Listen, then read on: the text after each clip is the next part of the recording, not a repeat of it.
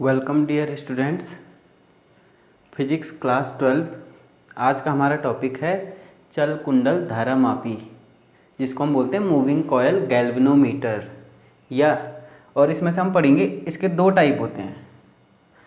पहले इसका नाम देख लेते हैं कि चल कुंडल धारामापी क्यों पढ़ा, मूविंग कॉयल क्यों बोला, क्योंकि उसमें जो है चुंबकीय क्षेत्र में कॉयल को जो है मूव करती है। वो कॉयल क्या करती है, रोटेट करती है, तो इसलिए कहा मूविंग कॉयल गैल्वेनोमीटर धारामापी जो है।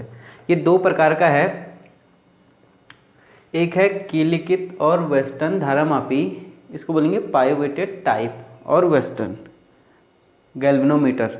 दूसरा है सस्पेंडेड कॉयल धारामापी, जिसको क्या बोलते हैं, निलंबित कुंडली धारामापी। निलंबित कुंडली धारामापी, ये दो टाइप है, first and second, two type है। दोनों में जो है अंतर सिर्फ और सिर्फ कंस्ट्रक्शन में है कि इनके निर्माण में रचना कैसी होती है, कैसे इनको बनाया जाता है, सिर्फ इसमें अंतर है। बाकी प्रिंसिपल और वर्किंग में कोई भी डिफरेंस नहीं है।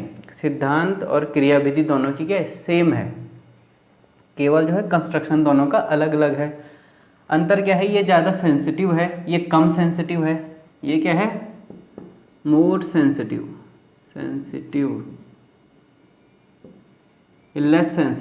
लेस सेंसिटिव है। ठीक। दूसरा, ये जो है इधर उधर आसानी से ले जाया जा सकता है, इसको इधर उधर ले जाना थोड़ा मुश्किल है। तो हमारे पास जो लैब में होती है धारामापी, वो ये है वेस्टर्न गैल्वेनोमीटर जिसको कहते हैं, या पाइवोटेड टाइप कीलकृत धारामापी। इसलिए हम कंस्ट्रक्शन सिर्फ इसी का पढ़ेंगे, प्रिंसिपल वर्किंग थ्योरी सारी जो है, क्योंकि दोनों की सेम है तो इसकी पढ़ेंगे तो इसका भी थ्योरी कवर अप हो जाएगा। सिर्फ इसका कंस्ट्रक्शन डिफरेंट है, ये आपको देखना है। डिफरेंस इन्होंने बता दिया है। अब हम आगे चलते हैं, शुरू करते हैं कीलिकित और वेस्टर्न धारामापी पाइवोटेड टाइप। कंस्ट्रक्शन जैसे कि आप चित्र में देख रहे हैं, ये इसका कंस्ट्रक्शन है जो सामने से दिखा रहे हैं, साइड व्यू। ये टॉप व्यू है, इसी कुंडली को हमने ऊपर से देखना है यहाँ से, तो टॉप व्यू इसका ये वाला हो गया। तो कंस्ट्रक्शन में चलते हैं पहले ऊपर।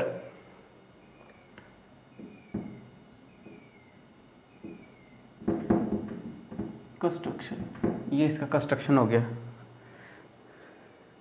अच्छा, पहले हम देखेंगे कि धारामापी क्या है। धारामापी एक ऐसा जो है यंत्र है, छोटी सी ऐसी डिवाइस है जो क्या करता है, परिपथ में सूक्ष्म करंट को जो है डिटेक्ट करता है, संसूचित करता है।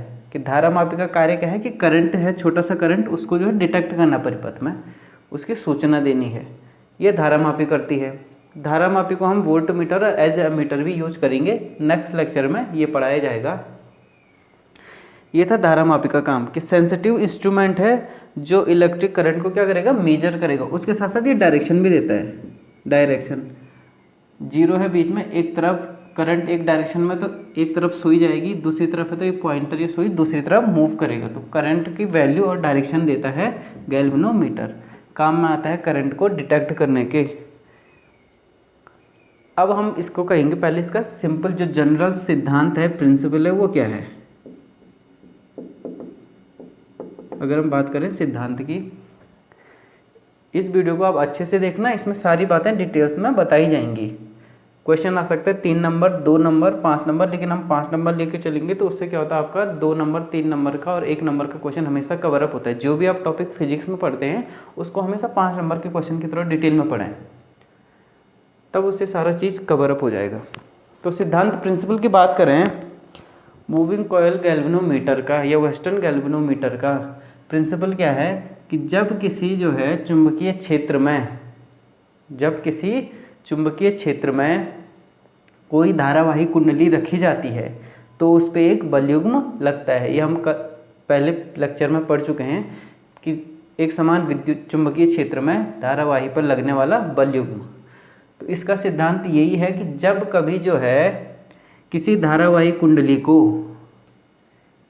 चुंबकीय क्षेत्र में रखा जाता है, क्योंकि उसमें करंट बह रहा है धारावाही, तो वो कुंडली पे एक विक्षेपक बलयुग्म लगता है जो कुंडली को घुमाने का प्रयास करता है। और कुंडली का जो विक्षेप होता है, यानी पॉइंटर दिखाता है, कुंडली का विक्षेप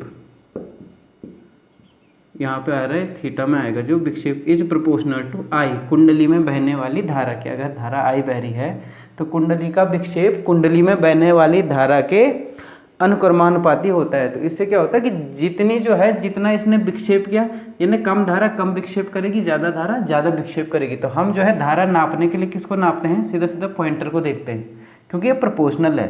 तो जितना विक्षेप आएगा करंट उतना होगा। तो ये इसका सिद्धांत हो गया, 2 लाइन में ये आप लिख सकते हैं। नेक्स्ट इसमें चलते हैं कंस्ट्रक्शन, ये जिसको बोलते हैं रचना। अगर दूसरी हेडिंग चलें, रचना या कंस्ट्रक्शन। अब कंस्ट्रक्शन के लिए फिगर देखते हैं हम। इसमें क्या होता है कि 2 जो है चुंबकों के बीच, चुंबक भी स्पेशली कट होते हैं अवतल। ये आप देख रहे होंगे कैसे सरफेस इनका अवतल, अवतल सरफेस है, कॉनकेव, या इसको बोलते हैं कॉनकेव, बेलनाकार रूप में कटे हुए होते हैं। ये 2 चुंबक नॉर्थ साउथ पोल, इनके बीच जो है हम क्या करेंगे, तांबे की कई फेरों वाली कुंडली लगाते हैं। ये तांबे के तार हैं, कई फेरों वाली कुंडली बनी है मोटी, इसको लगा दिया। ये कुंडली पहले जो है किसी फ्रेम पे लपेटेंगे। अगर कुंडली बनानी है तो एक इस प्रकार कोई एल्यूमिनियम का non iron, non ferromagnetic element लेते हैं जैसे एल्यूमिनियम, तो उस पर हम कुंडली के कई तार उस पर लपेट देते हैं। उसके बाद क्या करेंगे कि उसके बीच में जो स्पेस है वहाँ पे सॉफ्ट आयरन, जो ये कोर बनती है, कोर क्या होती है, soft iron, soft iron. Soft iron की क्यों बनी अभी आएगा, लेक्चर में आ जाएगा। तो कोर जो है सॉफ्ट आयरन की कोर रखेंगे इसके बीच, क्योंकि यहाँ तो स्पेस है, कुंडली तो ऐसे होती है। एल्यूमिनियम के फ्रेम पे हमने तांबे के पृथक्कृत तारों वाली बारीक कई जो है फेरे लपेट कर जो है एक कुंडली बना देते हैं। बीच में हमने सॉफ्ट आयरन की कोर इस प्रकार से लगा दी। अब कुंडली के ऊपर यहाँ से जो है एक इस प्रकार से ये कनेक्शन लिया, यहाँ से इस प्रकार, क्योंकि कल हम पढ़ चुके हैं कुंडली में धक्का लगेगा इस प्रकार से। अगर यहाँ करंट ऊपर, यहाँ करंट नीचे, तो कुंडली क्या करेगी, इस प्रकार रोटेट करेगी। तो रोटेट करेगी तो ये एक्सिस इस प्रकार से, एक यहाँ से कॉन्टैक्ट और एक यहाँ से कॉन्टैक्ट नीचे लेंगे जो ये दिखा रहे हैं, और इनको एक पाइवट, जिसको हिंदी में बोलते हैं चूल या कीला, इन पे जो है ये टिका रहता है इस प्रकार से। एक यहाँ से इस प्रकार से और एक यहाँ से इस प्रकार से, ये आपकी कुंडली इस प्रकार टिकी रहती है, ताकि जो है ये ऊपर नीचे इस प्रकार से मूव करे। ये पाइवट के पर जो है इस प्रकार से कुंडली हमारी पूरी मूव करती है। तो ये पाइवट पे जो है कुंडली इस प्रकार से मूव करेगी। नेक्स्ट इसमें है, एक देख रहे हैं आप यहाँ पे स्प्रिंग लगी है। ये क्या लगी है, स्प्रिंग है, ये स्पिरल स्प्रिंग है। स्प्रिंग आपने कैसे देखी होगी, ये नॉर्मल स्प्रिंग कैसी होती है, ऐसी होती है। इसको हम क्या करते हैं, दबाते हैं तो ये भी क्या लगती है, प्रत्यानयन बल। क्या लगाती है, प्रत्यानयन बल या रीस्टोरिंग फोर्स बोलते हैं। यहाँ पे दबाया क्योंकि हमने बल लगाया, तो उसने उस बल के विरुद्ध अपना बल लगाया स्प्रिंग ने, तो रीस्टोरिंग फोर्स, प्रत्यानयन बल इस प्रकार से लगती है वो, along the direction opposite to external force. यहाँ पे जो स्प्रिंग है वो ऐसी नहीं है, वो स्प्रिंग कैसी है, वो स्पिरल स्प्रिंग है। ये ऐसी स्प्रिंग कभी किसी ने, अगर आपको ध्यान होगा, चाबी वाले खिलौने आते थे पहले, उस पर आप चाबी भरो तो इस प्रकार का एक छल्ला होता था, स्प्रिंग, पट्टी की स्प्रिंग बनी रहती थी, मेटल स्ट्रिप की ऐसी स्प्रिंग, स्पिरल। जब आप चाबी कसते थे तो ये स्प्रिंग भी कस जाती थी, यानी कसेगी तो इस प्रकार छोटी हो जाएगी, खुलेगी तो इस प्रकार बड़ी बन जाएगी। तो कसना तो ऐसे हो जाता है। तो इस प्रकार ये इस स्पाइरल स्प्रिंग लगी हुई है, यहाँ पे 2 स्प्रिंग लगी ऊपर नीचे पाइवट में, ठीक। इनका जो है कॉन्टैक्ट इससे होता है, जो ये कुंडली को यहाँ से जोड़ रहा है पाइवट से, इससे, क्योंकि ये पूरे सिस्टम ने घूमना है, कुंडली ने घूमना है, उसके भीतर कोर है वो भी साथ साथ घूमेगी, ये पाइवट से जुड़ा हुआ ये कॉन्टैक्ट ये भी घूमेगा, और उस पर ये स्प्रिंग लगी ये भी घूमेगी। तो जैसे कुंडली घूमेगी, ये वाली स्प्रिंग भी क्या करेगी, घूमेगी अपोजिट में। कुंडली घूम रही है, ये स्प्रिंग घूमेगी तो ये इसको ज़्यादा घूमने से रोकेगी। जैसे स्प्रिंग दबाए तो रुक, वो एक प्रत्यानयन बल लगता है, तो यहाँ पे भी एक रिस्टोरिंग जो है कपल लगेगा। अब फोर्स नहीं लगेगा इस स्प्रिंग पे, क्या लगेगा यहाँ पे, कपल, क्योंकि क्या कर रही है, घूम रही है। घूमने वाली चीज़ों पे क्या लगता है, कपल, फोर्स नहीं लगेगा, तो रिस्टोरिंग कपल लगेगा इन स्प्रिंग्स पे। स्प्रिंग्स का कांटेक्ट जो है 2 टर्मिनल T1 T2 कहते हैं, उनसे हो रखा है। तो यानी इससे आप बैटरी जोड़ के सर्किट में कोई भी परिपथ में जो है हम करंट नापेंगे, ये एक्सटर्नल को जाएगा, ये यहाँ से तार जुड़ता है। नेक्स्ट इसी फ्रेम पे, कुंडली के ही फ्रेम पे जो है एक पॉइंटर लगा हुआ है, लंबा सा पतला होता है, जो हल्का सा एल्युमिनियम में इस प्रकार का पॉइंटर, जो कि बहुत हल्का हो, वो पॉइंटर हम यहाँ से यहाँ जोड़ देते हैं। उसमें एक स्केल होती है, पैमाना लगा होता है, पैमाने के ठीक मध्य में 0 होता है, बाकी दोनों ओर बराबर खाने होते हैं जो कि बराबर दूरी पर बने होते हैं। तो इसलिए वो पॉइंटर इधर या इधर कहीं भी घूम सकता है according to direction of current in the coil. ये स्पिरल स्प्रिंग हो गया। ये था इसका कंस्ट्रक्शन कि इस प्रकार से ये बनता है। सारे फ्रेम को हम एक बक्से में बंद कर देते हैं, बाहर से जो है कांच का कवर लगता है ऊपर से। ये हम लैब में इसको देख सकते हैं। ये नेक्स्ट आगे हम चलते हैं। अब जो है इसकी थ्योरी क्या है, वर्किंग प्रिंसिपल जिसको बोलेंगे, या थ्योरी क्या है। तो देखिए कार्यकारी सिद्धांत, अगर मैं इसको लिखूं, कार्यकारी सिद्धांत, वर्किंग प्रिंसिपल और थ्योरी। हमने पढ़ा है पहले वीडियो में कि जब कभी किसी धारावाही कुंडली, ये क्या है, इसमें करंट जाएगा तभी घूमेगा ये, तो धारावाही कुंडली हो गई है, ठीक। जब कभी धारावाही कुंडली में करंट बहता है तो उस पर एक बलयुग्म लगता है और वो कुंडली को घुमाने का प्रयास करेगा। घुमाएगा तो क्योंकि यहाँ स्प्रिंग फ्रीली नहीं घूम पाएगा ना।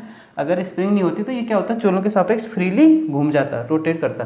लेकिन स्प्रिंग भी बंधी हुआ तो इसलिए क्या होगा, स्प्रिंग टाइट होगी, जैसे चाबी होती है। तो स्प्रिंग टाइट होगी तो वो इसका घूमना जो है एक समय बाद रोक देगी, जब जो है इसका अपना जो है प्रत्यानयन बलयुग्म क्या हो जाएगा, स्प्रिंग के बलयुग्म, स्प्रिंग पर लगने वाला, सॉरी कुंडली पे लगने वाले बलयुग्म के बराबर हो जाएगा। तो वहां पे वो रुक जाएगी, पॉइंटर हमारा रुक जाएगा। तो विक्षेपक जो बलयुग्म होता है जिसको हम बोलते हैं विक्षेपक बलयुग्म, टाउ पढ़ा है हमने पहले। विक्षेपक बलयुग्म है अगर, तो टाउ कुंडली में फेरे क्या हैं, n फेरे, फेरों की संख्या माना n है, तो NIAB साइन थीटा, इसको आप वेक्टर में देंगे तो NIA क्रॉस B, जहां साइन थीटा क्या, angle between magnetic field and area vector. Area vector क्यों बोला, क्योंकि जो प्लेन का नॉर्मल होता है वो एरिया वेक्टर होता है, या कहीं पे प्लेन का नॉर्मल कर रखा है, या इसकी अक्ष बोलेंगे तो अक्ष की डायरेक्शन और एरिया वेक्टर का डायरेक्शन क्या होता है, सेम होता है। तो angle between axis of coil और area vector of coil and magnetic field दोनों सेम चीज़ है। तो इसलिए tau is equal to NIAB sine theta, ये हम पढ़ चुके हैं। आई करंट इसमें बहा इस प्रकार से, जो इसमें ये बलयुग्म लग रहा है यहाँ पे, इन पे। अब क्या हो रहा है कुछ समय बाद कि क्योंकि स्प्रिंग भी अपना जो है रिस्टोरिंग बलयुग्म लगाएगी, प्रत्यानयन बलयुग्म क्या लगाएगी, प्रत्यानयन बलयुग्म।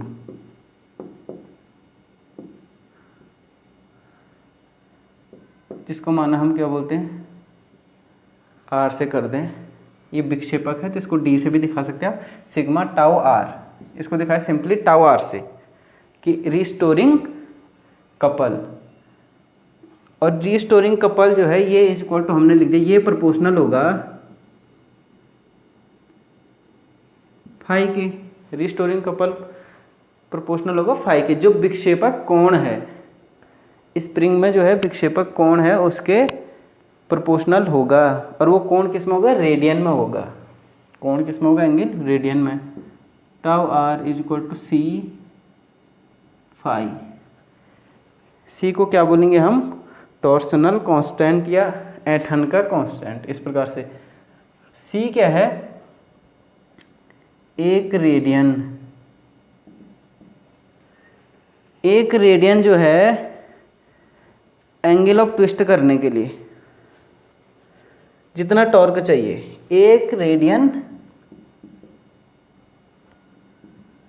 ट्विस्ट के लिए टाउ की वैल्यू, टाउ R की वैल्यू, 1 रेडियन के लिए, इकाई रेडियन के लिए ट्विस्ट करने के लिए कितना जो है प्रत्यानयन बलयुग्म लग रहा है, वो क्या है, C है। और वो क्या है, स्प्रिंग पे डिपेंड करता है, वो डिपेंड करता है स्प्रिंग पे। प्रॉपर्टीज ऑफ स्प्रिंग है, किससे स्प्रिंग बनी है, कैसी स्प्रिंग बनी है, C उस पर डिपेंड करेगा, तो C कांस्टेंट हो गया। अब जो है संतुलन में क्या होगा, शुरू में जो है विक्षेपक बलयुग्म जो कुंडली पे लग रहा है वो ज़्यादा होगा, ये वाला कम होगा। धीरे धीरे क्या होंगे, दोनों जो है एक दूसरे के बराबर होने की कोशिश करेंगे, और जहाँ पे दोनों बराबर होंगे वहाँ पे पॉइंटर रुक जाएगा। हम लिखेंगे साम्य अवस्था में, साम्य अवस्था में, इक्विलिब्रियम पोजीशन में। इक्विलिब्रियम मतलब सुई जो है आपकी घूम के रुक चुकी है, सुई घूम गई है, तो ये दोनों विक्षेपक बलयुग्म बराबर प्रत्यानयन बलयुग्म, विक्षेपक बलयुग्म बराबर प्रत्यानयन बलयुग्म। डिफ्लेक्टिंग, जो डिफ्लेक्शन कर रहा है कॉइल में, deflecting couple is equal to restoring couple, दोनों बराबर हो गए। बराबर करते हैं इसको, इक्वेशन 1 इक्वेशन 2।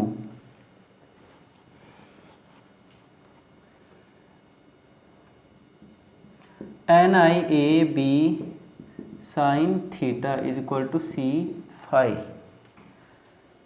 आई को अगर हम निकालने की कोशिश करें, हमको काम क्या है, हमको फाइंड करना है आई। क्यों? आई ही हमने नापनी है धारा मापी से। तो आई देखिए क्या आएगी, आई की value C phi upon NAB sine theta.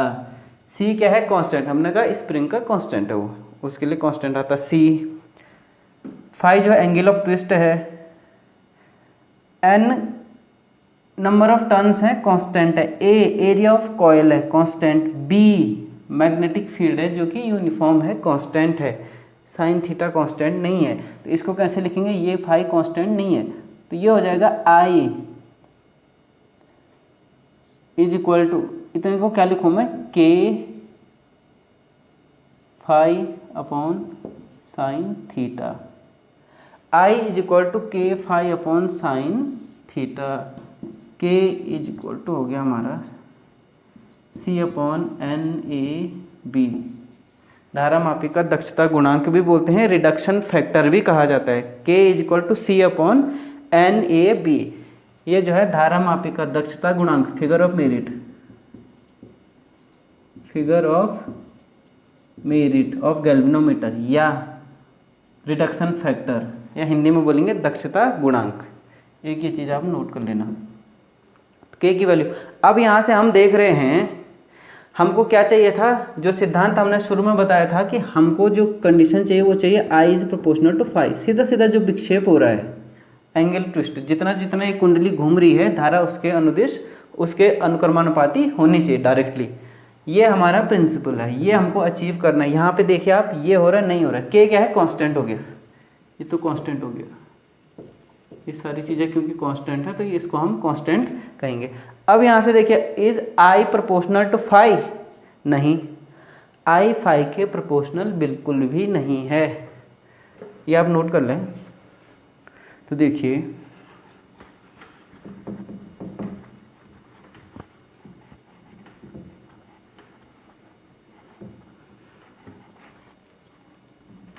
इसको लिख देंगे हम, I is proportional to phi upon sine theta, sine theta sine phi. तो I प्रोपोर्शनल है फाई, कंडीशन तो गई, लेकिन I प्रोपोर्शनल है 1 अपॉन साइन थीटा के। इसका हमने कुछ करना पड़ेगा, तब हमारा सिद्धांत फुलफिल होगा। ये वाली कंडीशन ठीक है, ये हमको चाहिए, इससे मैच करिए। ये एक्स्ट्रा कंडीशन आ गई, ये अवांछित चीज़ है, ये नहीं चाहिए। I is proportional to 1 upon sine theta बोल रहा है वो, तो ये हमको नहीं चाहिए। और इस कंडीशन को कार्यकारी सिद्धांत में, इस कंडीशन को रोकने के लिए, ताकि करंट सीधा सीधा क्या हो, डिफ्लेक्शन एंगल के प्रोपोर्शनल हो, करंट प्रोपोर्शनल हो deflection of coil, deflection angle of coil है सब इसको कहेंगे, उसके अनुक्रमानुपाती हो। उसके लिए हम लेते हैं त्रिज्य चुंबकीय क्षेत्र, त्रिज्य चुंबकीय क्षेत्र, रेडियल, रेडियल मैग्नेटिक फील्ड। इसके लिए हम लेते हैं रेडियल मैग्नेटिक फील्ड। ये हमारी कंडीशन थी, इसको हम नोट कर लें। तो रेडियल मैग्नेटिक फील्ड लेते हैं। अब रेडियल मैग्नेटिक फील्ड कैसे बनाना है, लेने का क्या फ़ायदा है, उसको हम देखते हैं आगे। इसको मैं समरी में इसको ऐसे लिख दो आप, I is equal to C phi, C phi था, K फाई था, I is equal to K phi upon sine theta. ये हमारी इक्वेशन हो गई, इसको हम अभी यूज करेंगे नेक्स्ट में। अब त्रिज्य चुंबकीय क्षेत्र, पहले इसको समझने, सवाल आता है 2 नंबर में, 1 नंबर में सवाल आएगा कि वेस्टर्न गैल्वेनोमीटर और जो है मूविंग कॉइल गैल्वेनोमीटर में चुंबकीय क्षेत्र हम रेडियल क्यों लेते हैं, ये हमको देखना है। अब रेडियल चुंबकीय क्षेत्र को पहले बताते हैं कि इसको रेडियल को बनाएंगे कैसे। बनाएंगे हम इस प्रकार से, अवतल रूप में कटे हुए चुंबक के ध्रुव से जो है रेडियल चुंबकीय क्षेत्र बनता है। ये कैसे बनेगा, उसका फायदा क्या है, वो हम अब डिस्कस करते हैं नेक्स्ट कुछ मिनट में। सबसे पहले आप देखिए, सपोज ये हमारे पास 2 सिंपल प्लेन जो है चुंबक के टुकड़े हैं, सीधे बिना कोई ना अवतल में कटे हैं ना उत्तल में कटे हैं, सिंपल प्लेन NS। चुंबकीय बल रेखाएं किस प्रकार से जाएंगी, कैसे चेक करते हैं, छोटा सा चुंबक का ध्रुव कल्पना करते हैं, वो कहाँ भागेगा, यहाँ पे रखूंगा तो इधर भागेगा, इधर भागेगा N से S की ओर। तो ये चुंबकीय बल रेखाएं सीधा सीधा हमारे पास। अगर हम इस प्रकार का फील्ड लेंगे, इस प्रकार के चुंबक लेंगे, सॉरी 2 इस प्रकार के परमानेंट स्ट्रॉन्ग चुंबक लेंगे, तो उनके भीतर चुंबकीय फील्ड रेखाएं या चुंबकीय क्षेत्र इस प्रकार बनेगा। ये त्रिज्य नहीं है, ये प्लेन है, सीधा चुंबकीय क्षेत्र है, ठीक। त्रिज्य मतलब रेडियल आ रखा तो त्रिज्या से संबंधित है, त्रिज्या से संबंधित है। तो इस प्रकार से अगर ये सेंटर है तो त्रिज्या कैसी होती है, इस प्रकार से।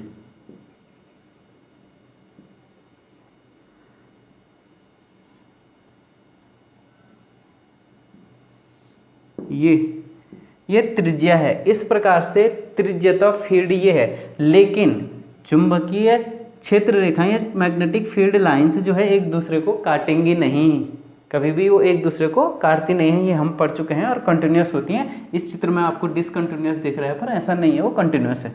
तो देखो वो कैसे बनेगा, हमने क्या किया, अवतल रूप में काट दिया इनको इस प्रकार से।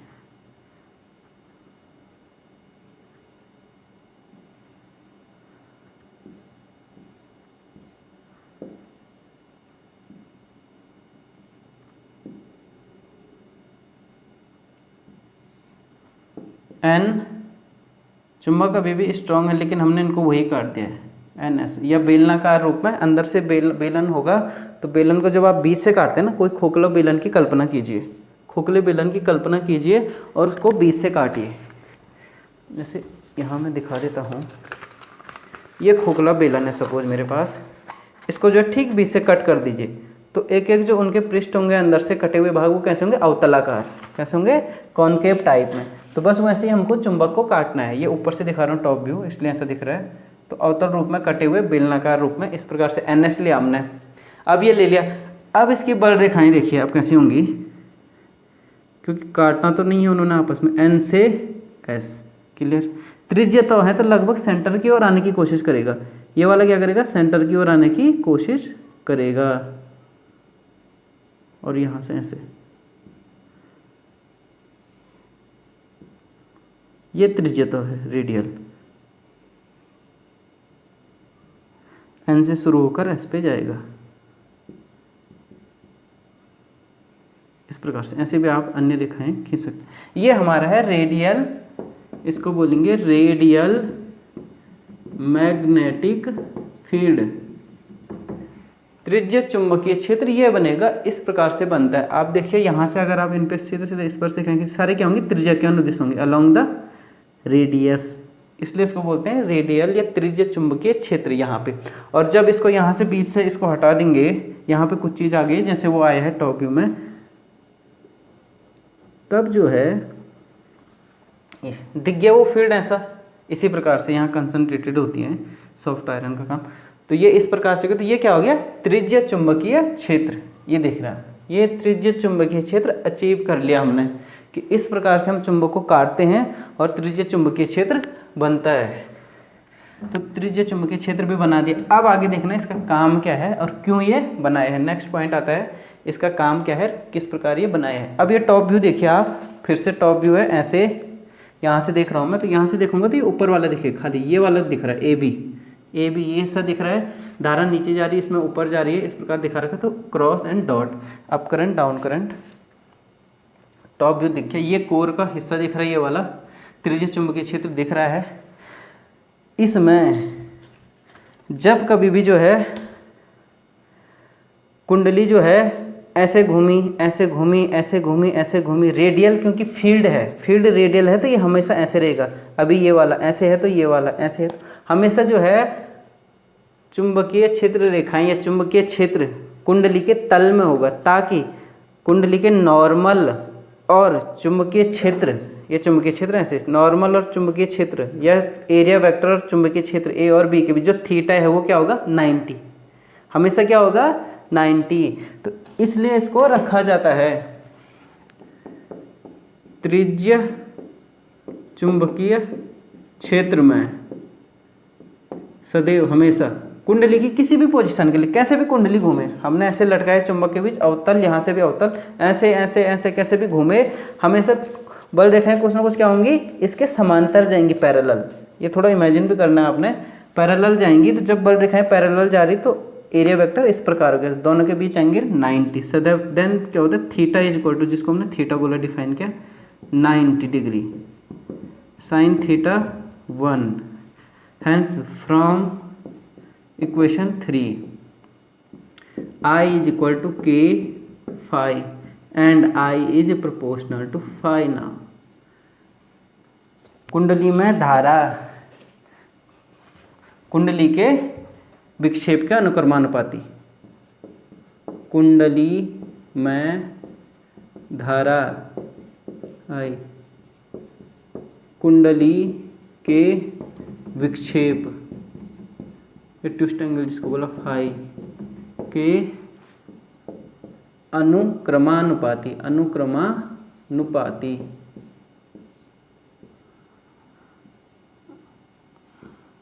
रखने के लिए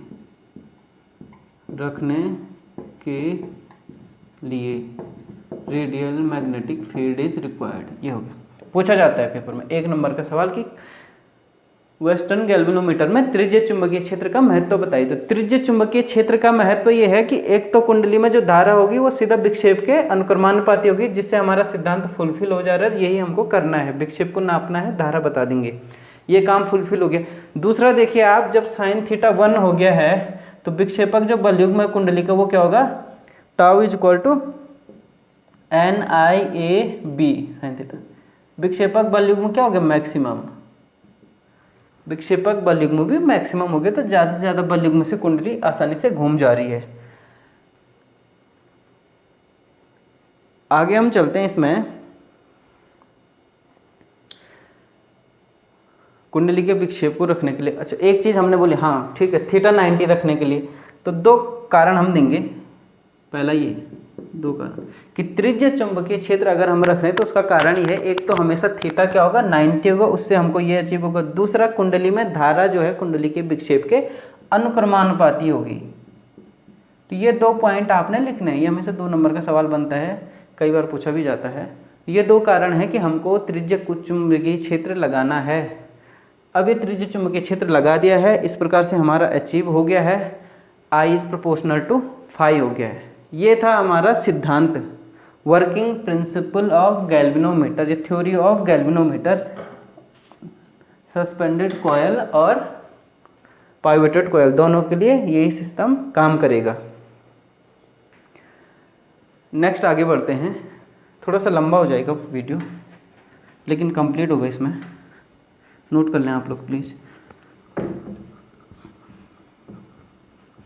हमने जो है सिद्धांत में इसको प्रैक्टिकली अचीव कर लिया कि कैसे करना है। अब हम बात करेंगे थोड़ा सा सुग्राहिता की। ये तो यहाँ इसका सिद्धांत यहाँ पे ख़त्म हो जाता है। नेक्स्ट आता है सुग्राहिता, चौथा पांचवा जो भी हेडिंग था लिख लीजिए। सुग्राहिता, सेंसिटिविटी। सुग्राहिता को मैंने कहा था क्या है, सूक्ष्म ग्राहिता है। सूक्ष्म ग्राहिता है तो कोई गैल्वेनोमीटर सुग्राही कब होगा, जब थोड़ा सा करंट जा रहा, विक्षेप बहुत ज़्यादा हो गया, और कोई गैल्वेनोमीटर करंट बह गया थोड़ा ज़्यादा, विक्षेप कम कर रहा है, तो वो सुग्राही नहीं है। जिस धारामापी में अति अल्प करंट जाने पर भी विक्षेप काफ़ी अधिक आ जाए, स्पष्ट दिख जाए, काफ़ी हो जाए, उसको बोलेंगे अधिक सुग्राही या मोर सेंसिटिव गैल्वेनोमीटर। सुग्राहिता यहाँ पे 2 प्रकार से आती है, एक धारा सुग्राहिता करंट सेंसिटिविटी, दूसरा वोल्टता सुग्राहिता या voltage sensitivity, current sensitivity end voltage sensitivity. पहले नंबर 1 धारा सुग्राहिता पे आते हैं कि धारा सुग्राहिता क्या है। एक लाइन में इसको बोलेंगे deflection produced in the galvanometer when unit current flow through it. हम कहते हैं माना आई धारा के कारण गैल्वेनोमीटर का विक्षेप कितना है फाई। माना आई धारा है और गैल्वेनोमीटर का विक्षेप है फाई। इफ ए करंट, यदि माना आई धारा के कारण विक्षेप बराबर फाई। और इसको डिफाइन करते हैं कि विक्षेप एकांक धारा के कारण विक्षेप। धारा सुग्राहिता क्या हो गई, एकांक धारा के कारण विक्षेप।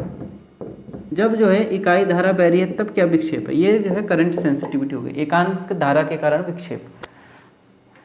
आई धारा के कारण विक्षेप कितना हो गया, फाई हो गया। तो इकाई धारा के लिए विक्षेप कितना हो जाएगा, फाई अपॉन आई। हेंस एकांक धारा के कारण विक्षेप फाई अपॉन आई। ये हम हो। इससे पहले हमारे पास जो इक्वेशन आ रखा था वो था I is equal to phi K phi, या के की वैल्यू क्या थी C phi upon N A B, C phi upon N A B. इसको हमको इक्वेशन की ज़रूरत होगी धारा मापी के लिए। I is equal to K phi या C phi upon N A B. तो यहाँ से निकालिए फाई अपॉन आई, आई को नीचे जाएंगे तो धारा सुग्राहिता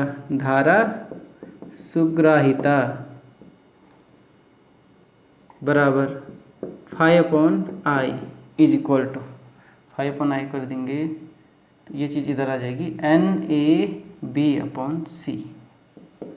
नेक्स्ट ये हमारा हो गया current sensitivity is equal to N A B upon C. इसमें जो है धारा सुग्राहिता हमको यंत्र जो भी चाहिए अधिक सुग्राही चाहिए, उनकी सुग्राहिता बढ़ी हुई होनी चाहिए। तो सुग्राहिता बढ़ाने के लिए क्या है, एन को बढ़ाओ, ई को बढ़ाओ, बी को बढ़ाओ, सी को कम से कम रखो। अब एन को कैसे बनाएंगे, नंबर ऑफ टर्म्स फिक्स है, बहुत ज़्यादा बड़ा नहीं कर सकते, बड़ा बन जाएगा। तो इसकी भी एक लिमिटेशन है। एरिया, कुंडली का एरिया भी बहुत बड़ा नहीं कर सकते, लिमिटेशन आ गई। बी, तो इसको क्या करेंगे, बी को बड़ा करेंगे, बी को बड़ा करेंगे और सी को छोटा करेंगे। प्रैक्टिकली इन दो काम से हम धारा सुग्राहिता को बढ़ा सकते हैं।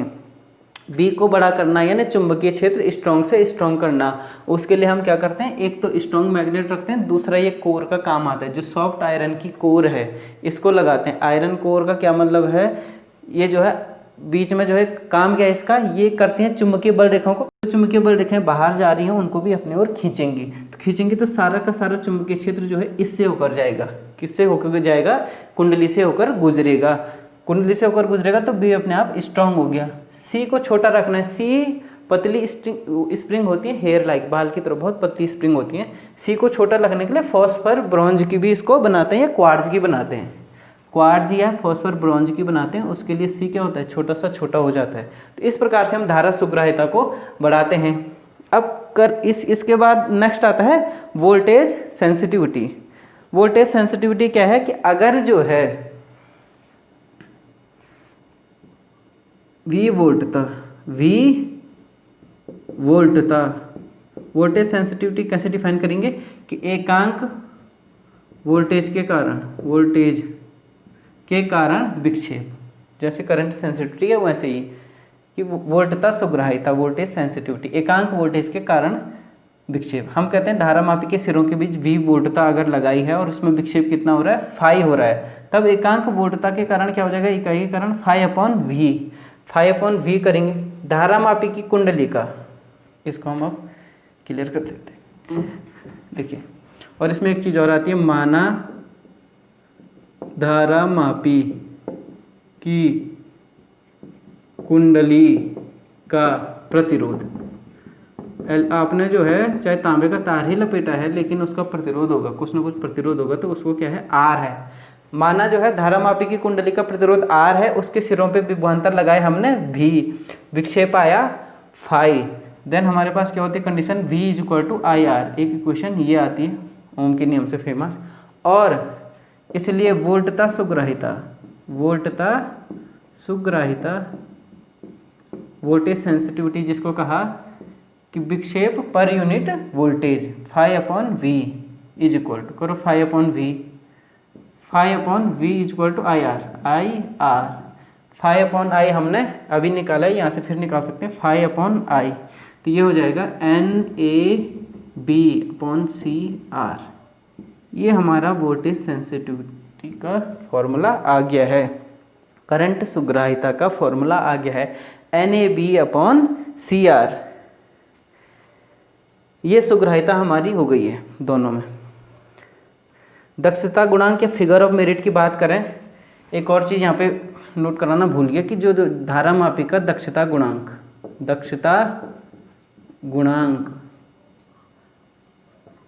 धारामापी का दक्षता गुणांक, अंग्रेजी में बोलते हैं फिगर ऑफ मेरिट, दक्षता गुणांक, ये बराबर होता है 1/, करंट सेंसिटिविटी, धारा सुग्राहिता। धारामापी का जो है दक्षता गुणांक होता है 1/, धारा सुग्राहिता। तो धारा सुग्राहिता कितनी आई थी हमारी, NAB/CR हटा देंगे, तो इसलिए जो है दक्षता गुणांक फिगर ऑफ मेरिट, कहीं पे स्मॉल g से दिखा रखा है इसको, कहीं से k से दिखा रखा है, देन ये हो जाएगा φ/I, तो NAB/C था तो 1/, कर देंगे तो क्या हो जाएगा C/NAB। यह है figure of merit of galvanometer. धारामापी का दक्षता गुणांक क्या होता है, धारा सुग्राहिता का रेसिप्रोकल होता है, या धारा सुग्राहिता 1/, दक्षता गुणांक, इस प्रकार से इसको लिखेंगे। दक्षता गुणांक की बात भी हो गई है। सूक्ष्म धारा नापता है, ये उपयोग क्या है धारामापी का कि अति सूक्ष्म धारा को परिपथों में डिटेक्ट करना, ये आप नोट कर लें प्लीज, डिटेक्ट करना है, नापना है, दिशा बतानी है। तो उसका ऑर्डर क्या है, लगभग ये होता है माइक्रो एम्पियर। जो ऑर्डर होता है सूक्ष्म धारा का, करंट का order of current through galvanometer, लगभग 10⁻⁻⁶ एम्पियर। तो माइक्रो की कोटि का सूक्ष्म करंट, माइक्रो एम्पियर की कोटि का करंट को नापता है धारामापी। इतना छोटा करंट जो है ये डिटेक्ट करता है, इतने छोटे तक सेंसिटिविटी। उसकी सेंसिटिविटी ज़्यादा होती है निलंबित कुंडली वाले की, वो 10⁻⁹ एम्पियर तक का करंट जो है सेंस कर लेता है, नाप लेता है। सेंसिटिविटी हो गई। उपयोग क्या है धारामापी का, उपयोग तक तो बता दिया, पहले जो है धारा को डिटेक्ट करना है। दूसरा उपयोग क्या है, दिशा बताना है धारा की। तीसरा उपयोग क्या है, धारामापी को अमीटर में बदल के हम जो है एज ए मीटर भी यूज कर सकते हैं। नेक्स्ट है धारामापी को वोल्ट मीटर में बदल के एज ए वोल्ट मीटर भी इसको यूज कर सकते हैं। सिंपल प्रिंसिपल सबका सेम है। नेक्स्ट वीडियो में हम देखेंगे धारामापी का जो है अमीटर और वोल्ट मीटर में रूपांतरण। आशा करता हूँ ये लेक्चर आपको पसंद आया होगा। इम्पोर्टेंट है वर्किंग प्रिंसिपल। चैनल को सब्सक्राइब करें, शेयर करें। Thank you very much.